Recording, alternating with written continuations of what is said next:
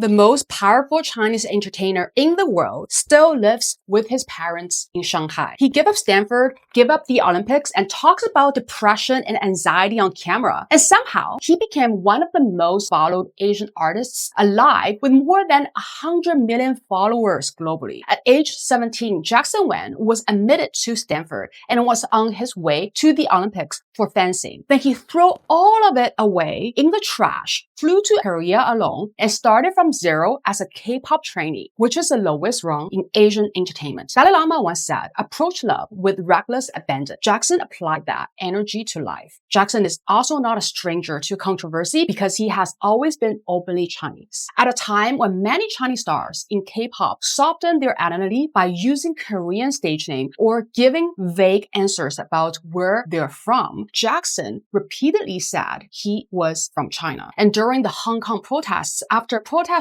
threw a Chinese flag into Victoria Harbor, he publicly declared himself one of the 1.4 billion guardians of the Chinese flag. Political stance aside, here's the point. He did not have to do that. In fact, saying it could have cost him fans' safety and career opportunities. But he chose loyalty to his own identity over universal approval. He also talks openly about mental breakdowns, betrayal, and pain. In a culture where Asian men are trained to achieve silently, Jackson goes on camera and says the thing many people are terrified to admit. End my life at that point. And I never thought about that in my life. Asian men were trained for approval, not feeding. But Jackson trained for both. And the second one is what made him magnetic. He's in version of every single script. He gave up the safe degree, named his identity, showed his pain, and lives with his mom, which makes him too much to Chinese for the West, too emotionally open for traditional masculinity, too global to fit neatly inside China, too rebellious to be a perfect idol. But just like that, he has become the most watched Chinese entertainer